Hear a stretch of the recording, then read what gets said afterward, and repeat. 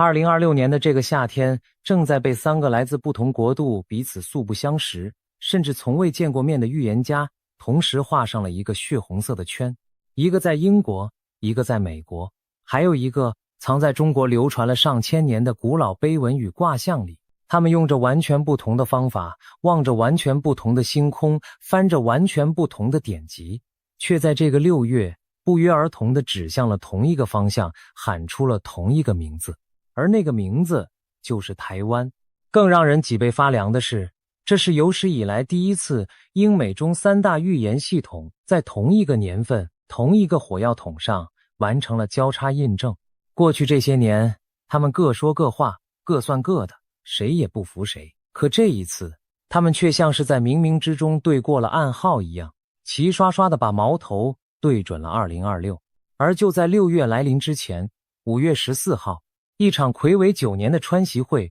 刚刚在北京悄悄落幕。表面上，2位巨头握手言欢，并肩参观天坛，晚上还共进国宴，镜头里笑容满面。可是当所有记者被请出会议室，当那扇厚重的大门关上，当闭门会谈进行到一半的时候，几则突如其来的快讯却让全世界研究台海的专家瞬间屏住了呼吸。有人说，那扇关上的门背后藏着一笔从来没有写在纸上的秘密交易，一笔可能悄悄决定2300万台湾人命运的交易。所以今天这一集，我们就把这3条线索一条一条慢慢摊开给你看。我们会看看这些预言家到底说了什么，他们凭什么让人不寒而栗。我们会掀开川习会幕后那笔影子协议的真面目，看看川普和习近平到底在门后谈了些什么。而最后，也是最重要的，我们会一起找出，在这个被无数人称为最危险的2026年，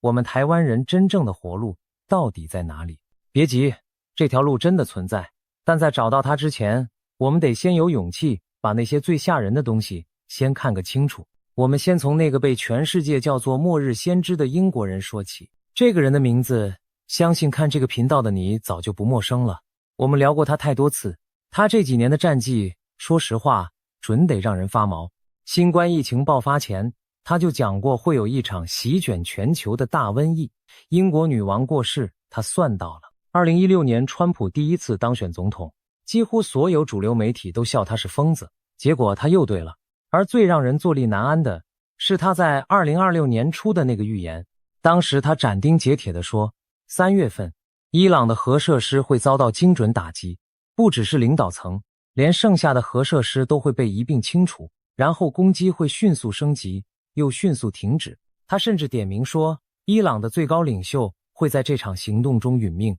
结果呢，我们都看到了。2月底，当美以联军的飞弹划破德黑兰夜空的那一刻，他的话又一次成真了。连伊朗最高领袖哈梅内伊的离世都和他描述的分毫不差。前后不过几天的时间，一个被无数人嘲笑的预言硬生生变成了血淋淋的头条新闻。正因为他这一连串的命中，他在2026年丢出的其他预言现在被全世界放在显微镜底下，一个字一个字的重新审视。他说，川普这一任恐怕不会轻易交出权力，一场席卷全球的危机可能会逼得他不得不留任，甚至动用某种紧急状态的权利。他说，今年8月，日本的上空会飘过一团诡异的、看不见的毒气云。他说，会有一场规模惊人的网络攻击，狠狠冲击加密货币和人工智慧市场，让无数人的财富在一夜之间蒸发。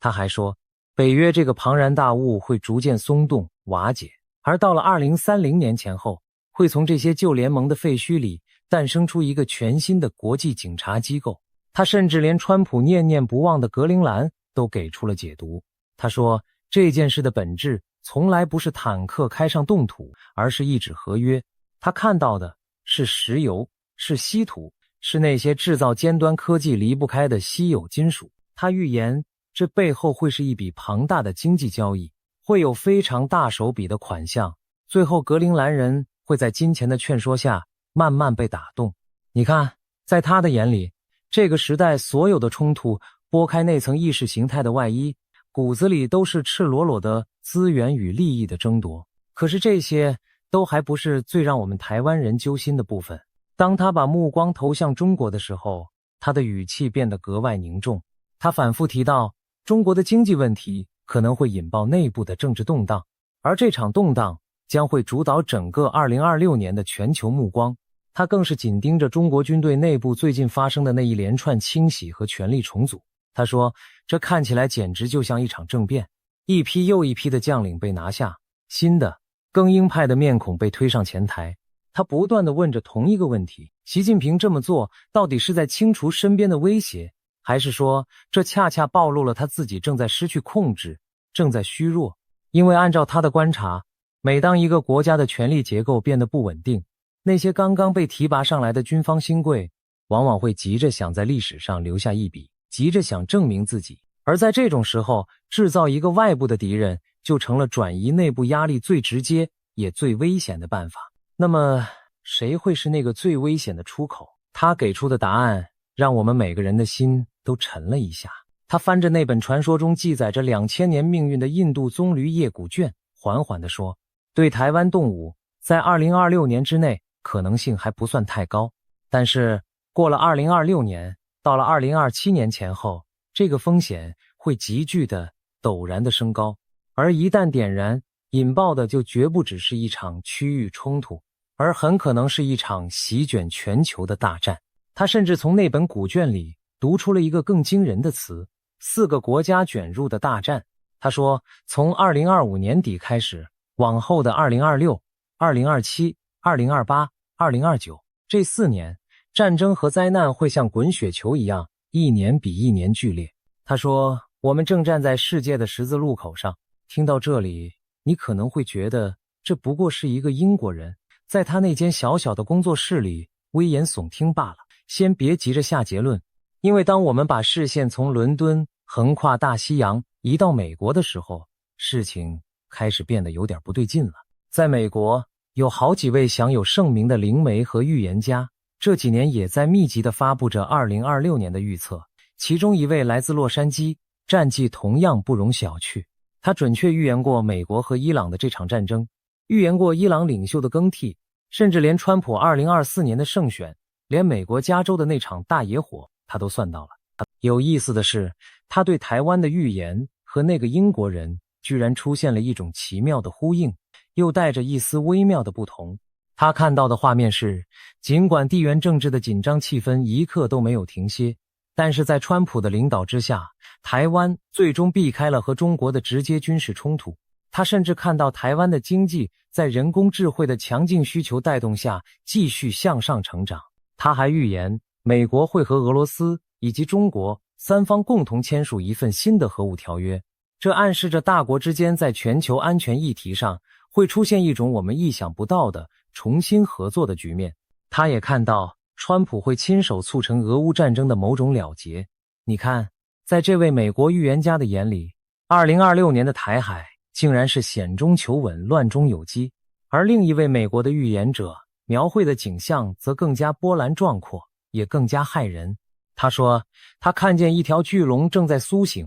正在伸展身躯，把整个东南亚一个接一个地揽进自己的怀抱。他说，这条东方的巨龙此刻在地缘政治上极度活跃，正在用差不多20份自由贸易协定，悄悄地却又坚定地重新编织全球的贸易版图，企图主宰未来的世界经济。他看见军舰在夜色中集结，看见一艘艘巨大的航空母舰和战舰在海面上列阵，杀气腾腾。他还看见在某个山头上，树木被成片砍倒，人们疯狂地挖掘着地底下的稀有矿藏，为了那些制造高科技武器不可或缺的关键金属，不惜一切代价。而与此同时，川普正在动用上百亿美元，悄悄建立一个庞大的战略矿产储备，目标只有一个，那就是反制这条正在崛起的巨龙。可是真正让我听了脊背发凉的是另外一位被全世界叫做活的诺查丹马斯的预言家，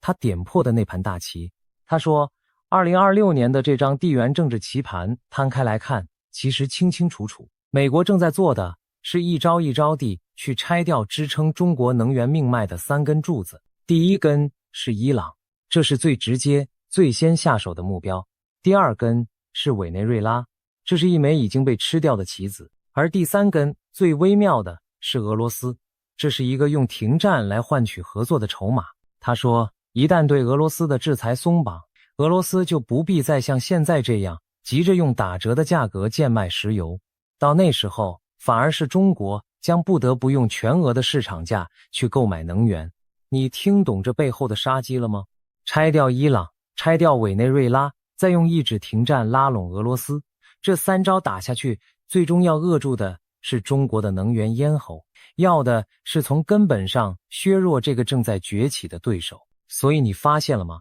英国的预言指向中国的权力动荡和台海的引信，美国的预言指向大国之间围绕着台湾，围绕着科技、矿产和能源命脉的这盘大棋，两条线已经开始隐隐交织，越缠越紧。但真正让这幅拼图完整起来，让整件事从一场巧合变成一种令人毛骨悚然的天意的，是第3条线索。它不来自任何一个活着的人，它来自我们自己脚下这片土地流淌了上千年的古老智慧。在中国的传统命理里，2026年是岁次丙午的赤马年，紧接着的2027年则是丁未的红羊年。丙也好，午也好，在五行里头都属火，所以2026年就是火上加火，是强烈的火势，层层相叠，烈焰焚天的一年。而把这2年合在一起看，它有一个让无数中国人听了就心头一紧的名字，叫做赤马红羊节。这个说法可不是随便编出来吓人的，它在中国的史料记载和民间寓言里足足流传了上千年。传说中，每隔60年，赤马红羊年一到，人间往往就有一场划时代的大灾变。你不信？我们翻开史书看看，西周的灭亡落在了赤马红羊年，北宋的倾覆落在了赤马红羊年，汉高祖刘邦驾崩，吕后开始专权乱政，落在了赤马红羊年。就连武则天当年入宫，那场颠覆大唐皇权的序幕，也落在了赤马红羊年。一次又一次，这60年一轮的赤马红羊，总是和改朝换代，总是和血雨腥风紧紧地绑在一起。时间离我们近一点，上个世纪的赤马红羊年，一个是1906到1907年，那场黄冈起义就在那时爆发，中华民国的雏形开始酝酿成型。再下一个赤马之年是1966到1967年，看到这2个数字，许多上了年纪的长辈恐怕都会倒抽一口凉气。对那场长达10年的浩劫，就在那一年轰然拉开了序幕，多少家庭从此天翻地覆。而下一个赤马之年，正正就是我们眼前的2026年。说到这里，就不得不提一个更神的人物，明朝的刘伯温。他留下的那篇旧节碑文，这些年被无数人翻来覆去的解读。为什么？因为据说这篇碑文准确地预言了2003年的 SARS， 还有2019年的那场新冠疫情。碑文里有这么一句话：谨防人人艰难过，关过天翻龙蛇年。龙和蛇指的就是2024和2025这2年，意思是说这2年是道难关，家家户户都不好过，但只要熬过去，闯过这道关卡，后面就是劫后余生的新气象了。可问题就出在这里，我们确实熬过了龙蛇年，那么按照碑文的说法，迎接我们的到底是雨过天晴的新气象，还是赤马红羊年那烈火焚天的最后一道大考？这中间的张力，这份不确定，才是最折磨人的地方。我们台湾自己的命理师这1年也没闲着，有人翻遍了2026年的卦象，总结出整整6大危机。其中一个甚至非常贴近你我的生活。他说，人工智慧生成内容的速度会变得飞快，成本越来越低，这会狠狠冲击那些依赖团队、依赖大制作的传统创作者。果不其然，这1年我们眼睁睁看着 AI 影片和短影音像潮水一样涌入各大平台。他形容2026年是一个平稳爆发提升年，意思是好的事、坏的事都会在这1年里加速累积，迅速放大，形成一种强化结果的能量场。还有命理师排出2026年的盘，直言这是一个五黄双煞落在南方的年份，是一个骗局横行、谣言、恐慌、动荡交织的混乱年代。他甚至特别点出，那些以哈和乌俄的战事背后恐怕都藏着不可告人的秘密骗局。就算签了和平协议，就算宣布停战，恐怕也只是纸上谈兵，是一个过场的桥段，最后说不定还是要兵戎相见。连台湾庙宇求出的国运签这一年的解读，都被说警示意味格外浓厚，话说得很重。注意，秘密骗局，纸上谈兵的停战协议，请你把这几个字先牢牢记在心里。等一下我们聊到川习会的时候，你会发现他们准得让人发抖。到这里，三大预言系统，英国的、美国的、中国的，已经全部登场。但你以为这就完了吗？还没有。就连那位被全世界年轻人追捧的印度神童，这一年也加入了这场大合唱。他预言过新冠，预言过俄乌战争，甚至连我们花莲的那场地震，他都提前说中了。而他为2026年圈出的3个能量最猛烈的高峰时段，分别是4月底、7月24号前后，以及11月中旬。你看，6月恰恰就卡在4月底和7月那2个高峰的正中间，是风暴与风暴之间那段最让人喘不过气的对峙与酝酿的时刻。他说2026年是文明大转变的一年，土星和罗喉交汇，象征着旧时代的崩塌和新纪元的诞生。太平洋的那条巨龙会苏醒，整个太平洋火环会进入活跃期，地震、海啸、异常天候会轮番上演。他甚至警告，人工智慧可能会陷入一种精神的空洞，如果人类过度依赖它，这些智慧体终有一天可能会反噬人类。而那位早已不在人世，被称为巴尔干半岛的诺查丹马斯的保加利亚盲眼婆婆巴巴万加，她留下的预言这一年也被反复提起。据说她早就警告过，2026年一场大战会从东方燃起，而引爆点就是美国、俄罗斯、中国围绕着台湾的角力。她说，世界的权力中心会从西方缓缓东移到亚洲，中国将成为那个崛起的主角。他甚至预言，今年11月会有一个来自星际的不明天体掠过地球，人类或将第一次与某种未知的存在正面相遇。至于那位真正的诺查丹马斯，那位400多年前的法国先知，他的解读者们翻出了一首诗，说2026年会有一场长达7个月的灾祸。你听听，这份名单有多吓人。英国的末日先知，美国的灵媒，中国上千年的赤马红羊节，印度的神童，保加利亚的盲眼婆婆，还有法国的诺查丹马斯，这么多来自完全不同文明、完全不同时代，用着完全不同方法的预言系统，在2026年，在台海这一个点上，第一次完成了如此密集、如此精准的交叉印证。他们有的算星象，有的翻古卷，有的排八字，有的看意象，方法南辕北辙，可给出的答案却惊人的一致。转变、动荡、东方崛起、台海生变。你可能会说，这些不过是事后诸葛，是把那些模糊的话硬套在已经发生的事情上罢了。这种质疑完全合理，我甚至鼓励你务必保持这一份清醒。但是请你静下心来想一想，真正让人半夜睡不着觉的，从来不是某一个预言准了，而是这种跨越文明的方法论上的不谋而合。一个英国人靠的是西方的通灵和那本印度的棕榈叶，一个美国人靠的是个人的直觉和意象，中国靠的是2000年累积下来的感知与称谓，印度神童靠的是古老的吠陀占星。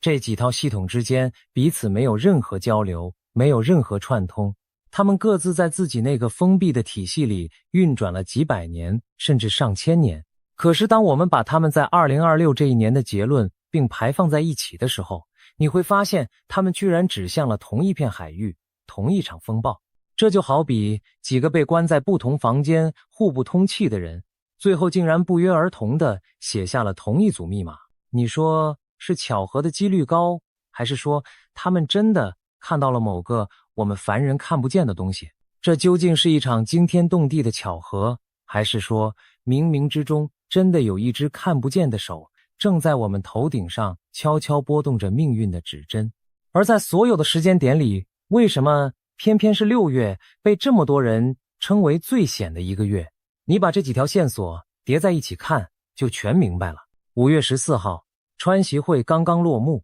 那笔影子协议的余波还在整个东亚的上空盘旋未散。印度神童圈出的那个4月底的高峰刚刚过去，而7月那个更加猛烈的高峰正在前方虎视眈眈。6月就死死地卡在这2道风暴的夹缝里，是暴风雨来临前那一段最诡异的平静。再加上丙午火马年的那股火气，在盛夏的6月烧得最旺。表面上风平浪静，海面底下却早已暗流汹涌。这种你明明知道有大事要发生，却又偏偏不知道它何时会从哪个方向扑过来的等待，才是最煎熬、最磨人心智的。回头看看历史，太多的巨变都不是在喧嚣吵闹里爆发的，反而是在这种看似平静的缝隙里悄悄地埋下了引线。所以6月之险显得从来不是那些已经摊在桌面上的事，而是那一种山雨欲来风满楼的巨大的不确定。我知道讲到这里你心里可能已经七上八下了，但我请你务必撑住，因为接下来才是真正关键的部分。我们要把目光从那虚无缥缈的星空狠狠地拉回到人间，拉回到那扇紧闭的大门后面。因为真正能决定台湾命运的从来不是天上的星，而是人间的这一盘棋。2026年5月13号到15号，川普踏上了中国的土地。这是继2017年之后，时隔将近10年，美国总统再一次亲自访问中国。光是这个动作本身就已经足够震撼。要知道，这场北京之行原本是定在3月底的，结果因为美以联军和伊朗那场突如其来的中东战争，硬生生被推迟了1个多月，连双边的事前协调都显得格外仓促。而它的前身其实是2025年10月底2个人在韩国釜山亚太经合会场边的那一次会晤。从那时算起，川普第2任期上台以来，他和习近平之间已经有过整整7次重要的互动，电话、通信、会晤，一次接着一次。这2个男人，这2个超级大国，早就在棋盘的两端僵持了很久很久。5月14号上午，川习会在北京人民大会堂正式登场，2个人关起门来整整谈了2个多小时。除了开场那几句简短的客套，所有媒体记者全被请了出去。就在会谈进行到一半的时候，中国官方媒体突然发出了2则独家快讯。第一则说，习近平在会场里向川普强调，贸易战没有赢家，并且对双方谈判的气氛表示满意。而第2则才是真正的重头戏，那是习近平针对台湾问题发出的一记严正警告。在另一个场合，中国更是高调地要求美方务必慎之又慎地处理台湾问题。你发现中方的盘算了吗？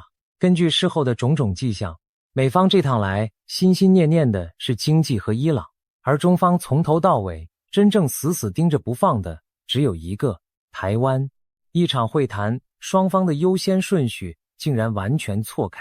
那么这场会谈到底谈了哪些东西？根据随行官员透露，桌面上摊开的议题足足有5个重点。第一是双边的贸易，第2是中东的伊朗局势，第3是台湾，第4是人工智慧，第5竟然还有核武。在经贸上，双方谈的是要把去年在釜山达成的那份贸易休兵协议继续延长下去。这份协议的核心是中国对美国开放稀土的供应，而中国预计会宣布一批和波音飞机、美国农产品还有能源相关的大采购案。稀土这2个字是整场博弈里最关键的筹码。去年中国就曾经用稀土的管制逼得美方让步，这一次稀土和半导体的管制料想也摆上了谈判桌，但是要达成一份全面的协议难度极高，双方更可能的是用一些短期的豁免和一些模糊的措辞草草收场。你有没有发现这里藏着一场最精妙的互相掐着对方脖子的游戏？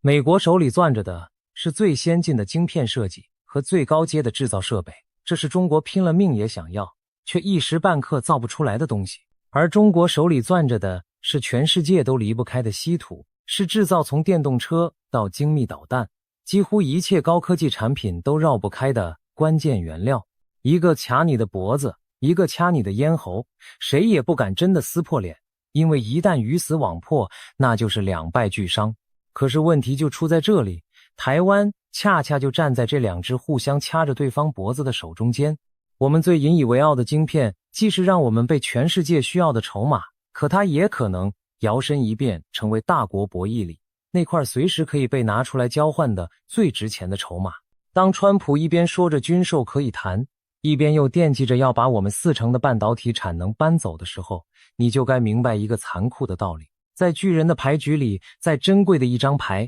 说到底也只是一张随时可能被打出去的牌。那么川普是怎么回应的呢？这就是整件事最微妙也最让台湾人心惊的地方。川普离开北京之后，公开承认习近平确实非常关切台湾议题，但是他说在中方陈述的整个过程里，他只是静静的聆听，并没有针对台湾问题做出任何承诺。听起来好像守住了底线，对吧？可是别急，他接下来说的话才是真正的弦外之音。他说台海两岸都必须保持冷静，维持现状有益于和平。他说他不希望因为台湾寻求独立而把美国给卷进去。他甚至话里话外地暗示，对台湾的军售是可以拿来和中国谈判的筹码。后来在另一个场合，他更是直白地说，他不想跑到9500里之外去打一场仗。听懂了吗？没有白纸黑字的承诺，但有一种心照不宣的默契。全世界最顶尖的财经媒体一针见血地点破了这层窗户纸。他们说，中方这次其实很聪明，他们早就放弃了过去那种想要逼美国签署第4份联合公报的念头。为什么？因为签了字的东西太硬，太容易被人抓住把柄。他们改变了策略，转而试图在没有任何书面协议的情况下，悄悄地逼着川普在台湾问题上一点一点地让步。他们给这种没有写在纸上的默契起了一个让人听了脊背发凉的名字，叫做关于台湾的影子协议。什么意思呢？意思就是这笔交易的核心是让川普从心底里更有动机去避免说出或者做出任何可能被习近平视为挑衅的事情。中国不需要川普签什么字，中国要的是川普的自我约束，是美国战略立场上那种看不见的松动，用经济上的利益，用稀土的供应，用波音飞机、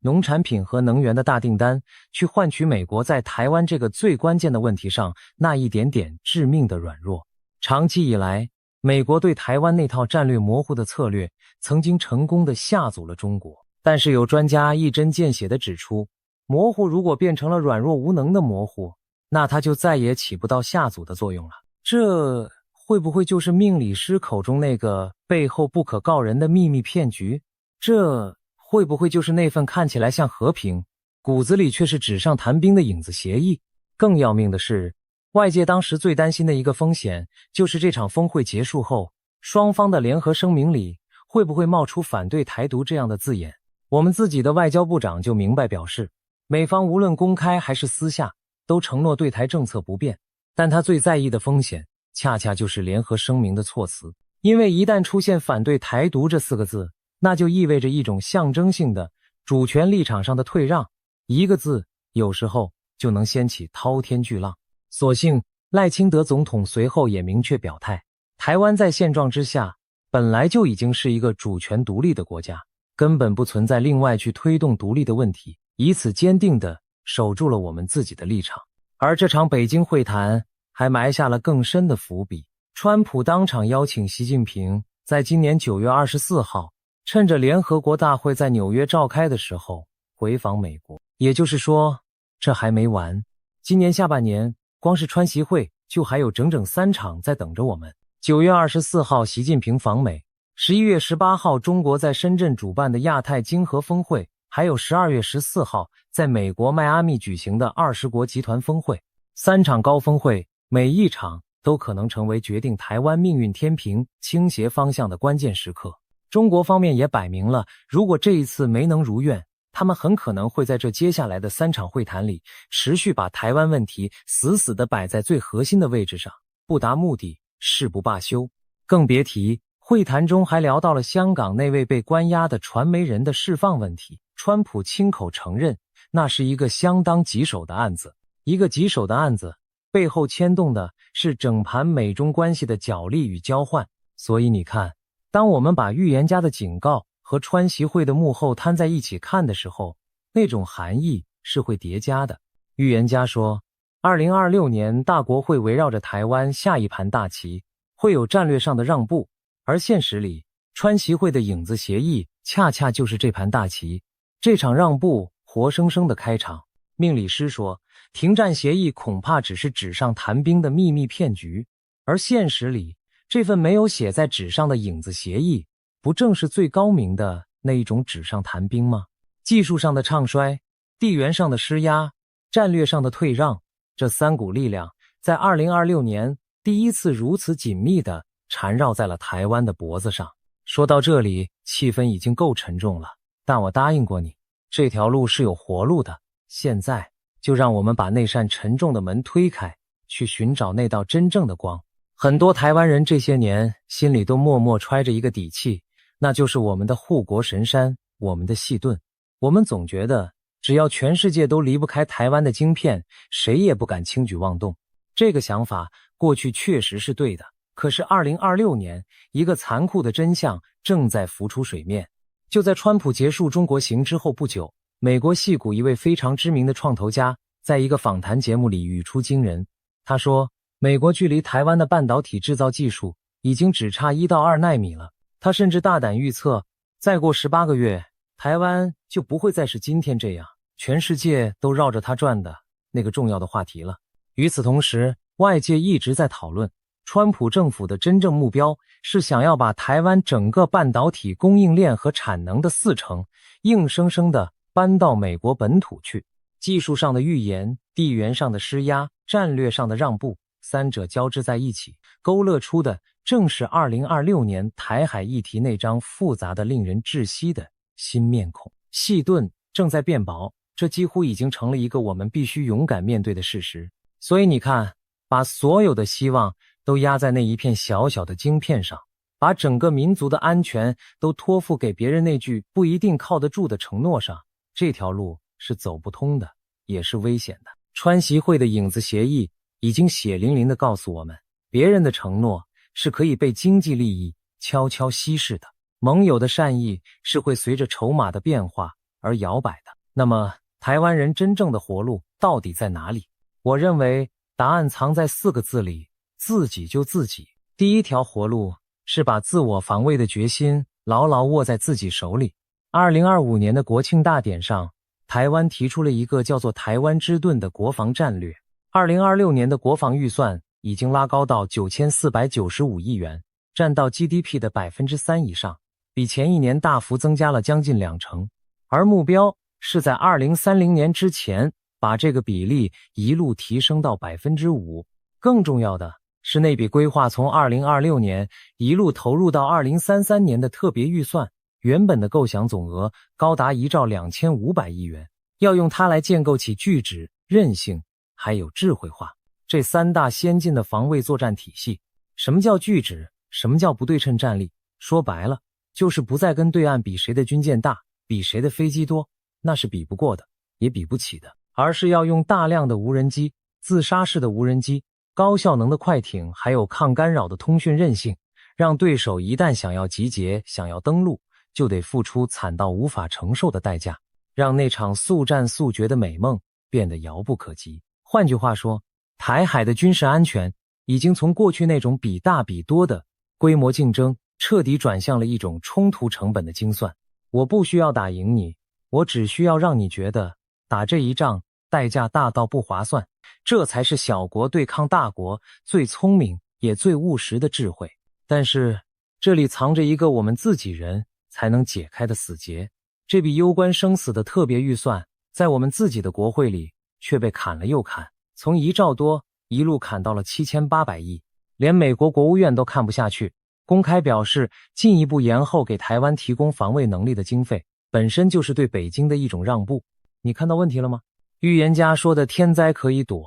影子协议可以防，但是如果我们台湾人自己为了蓝绿的恶斗，为了你我之间那点意气之争，而把自卫的力量一点一点的内耗掉，那才是最大的自己给自己挖的那个陷阱。所以第2条活路是放下内斗，凝聚整个社会的韧性。预言家眼中的台海危机从来都不只是军队和军队的对决，更是一个社会内部到底团不团结、韧不韧性的那一场较量。一个内部撕裂互相拆台的社会根本不需要敌人动手，自己就会先从里面垮掉。全民的防卫韧性从来不是一句空洞的口号，它是当风暴真的来临时，我们每一个普通人能不能不慌不乱，能不能守望相助，能不能在断水断电的最坏情况下依然撑得住的那份底气。一个懂得储备，懂得演练，懂得在危难中彼此扶持的社会，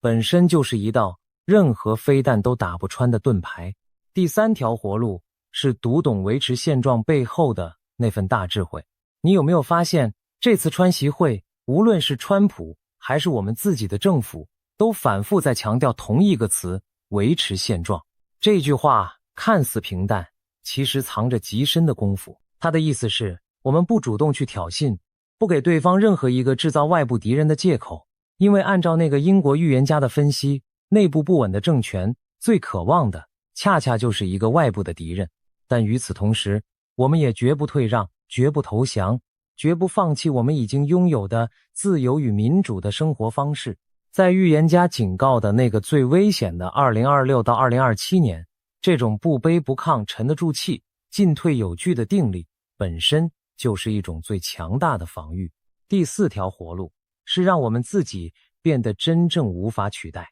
细盾会变薄，但台湾人那股拼搏的劲，那股创新的能力，那份在绝境里也要找出路的韧性，是任何人都搬不走的。当别人想复制我们的晶片时，我们就要往价值链的更高处继续往上爬，要在人工智慧，在更前沿的科技领域，在别人还没想到的地方，继续做那个全世界都甩不掉的关键角色，一个由钢铁和矽共同铸造的自主的数位主权，一条不依赖任何单一强权的产业韧性链。这才是新时代里真正搬不走也打不垮的那座护国神山。这条路听起来好像离我们很远，又是人工智慧，又是数位主权，可是说穿了，它的根就扎在我们每一个人的身上。台湾最厉害的地方，从来不是哪一座厂房，哪一条产线，而是那一群肯熬夜、肯钻研、肯把一件小事做到极致的人。当年我们能从一片荒地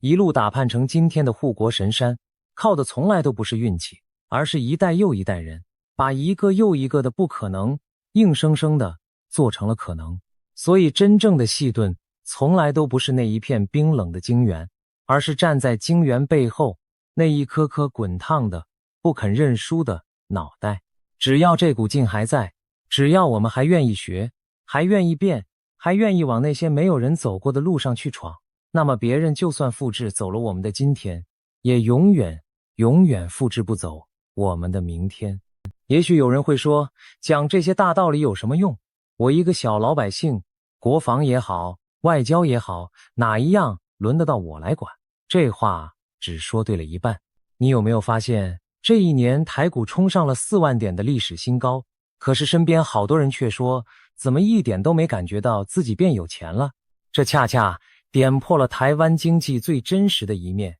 那一份繁荣的果实并没有平均地落到每一个人的口袋里。而一个真正有韧性的社会，比的从来不只是账面上那串漂亮的数字，更是能不能让每一个努力生活的普通人都分享到那一份安稳，都能在风雨真的来临时握有撑下去的那一点本钱。所以你看，守护台湾从来就不是只有那些拿枪的人的事。你把自己的本业做好，把家人照顾好，遇到谣言不恐慌，遇到分化不上当，在这个骗局横行的年代里，守住一份清醒，守住一份善良，这本身就是在为这座岛屿添上一块砖，补上一片瓦。你要相信，千千万万个稳住了的小家庭加在一起，就是一个谁也撼动不了的大台湾。说到最后，我想回到那些预言家身上，告诉你一件最重要也最常被人忽略的事。那个英国的末日先知，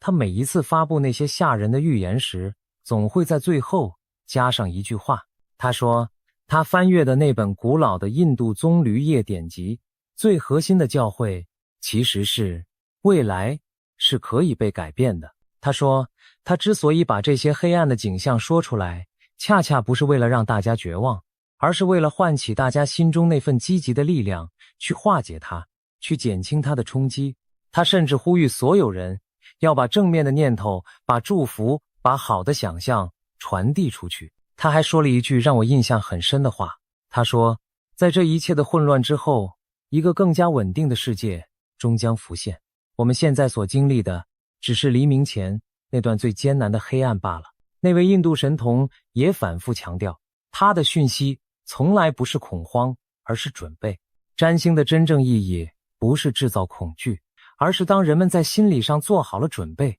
那些坏事的冲击就会大大的减弱。他甚至预言2026年在科学和医疗上会有重大的突破，正好可以用来平衡这个时代的动荡。而我们中国的老祖宗刘伯温那篇碑文的结尾讲的也不是世界末日，而是闯过去的人就是活神仙，后面就是劫后余生的新气象。你看，所有真正的智者，无论东方还是西方，绕了一大圈，最后想说的竟然是同一句话。预言从来都不是一张已经写死的判决书，它只是一张地图，一张替我们标出了所有暗礁和风暴的地图。看懂了这张地图，不是为了让我们躺平等死，自乱阵脚，恰恰相反，是为了让我们在出航之前能把船修得更牢，能把舵把得更稳，能让船上的每一个人都放下成见，齐心协力朝着同一个方向奋力划桨。2026年的6月，也许真的是一道难关。三大预言系统的交叉印证，川习会幕后那笔影子协议，细顿的悄然变宝，每一样都让人心头沉重。可是请你记住，赤马红羊年来过很多很多次了，这个民族一次又一次的在最深的黑暗里硬是闯了出来。台湾这片土地也从来不缺在绝境里开出花来的那份韧性和勇气。天上的星象我们改变不了，别人在那扇门后做的交易我们也左右不了，但是我们脚下站的这块土地要怎么守？我们手里的力量要不要凝聚？我们彼此之间是要团结还是要内耗？这一支笔从头到尾都牢牢地紧握在我们2300万台湾人自己的手里。预言家画下的那个血红色的圈是危机，更是提醒，而真正的活路从来就不在哪一位先知的嘴里，不在哪一张遥远的星图上，更不在那扇紧闭的大门背后，它就在我们每一个人今天的每一个选择里。这才是2026年台湾人最真实也最强大的那一条活路。